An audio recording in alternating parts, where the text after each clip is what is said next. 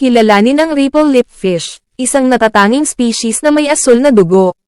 Sa Japan, ito ay isang pagbubukod dahil ang mga tao ay nasisiyahang kumain nito bilang sashimi, sa kabila ng mga tao na karaniwang walang gana sa asul na kulay. Ang isdang ito, na kilala rin bilang Napoleon fish, ay maaaring lumaki ng hanggang 150 pounds at nangangailangan ng 2 taon na ilipat ito. Nakatira sa malalim na dagat, maaari itong mabuhay ng 30 hanggang 50 taon.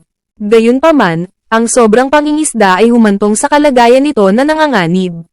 Upang mahawakan ng isda, una, ang putik ay aalisin, pagkatapos ay maingat na tanggalin ang mga kaliskis gamit ang isang kutsilyo, at ang matigas na palikpik ay puputulin. Tinaguri ang aristocrat of the sea. Ang isdang ito ay may asul na dugo, at ang laman nito ay dapat malinis. Nakalulungkot, dahil sa sobrang pangingisda, nanganganib na ito ngayon, sa kabila ng kahanga-hangang lasa nito. Tradisyonal na hinihiwa ito ng mga Japanese para sa masarap na sashimi. Gusto mo bang subukan ng asul na isda na ito?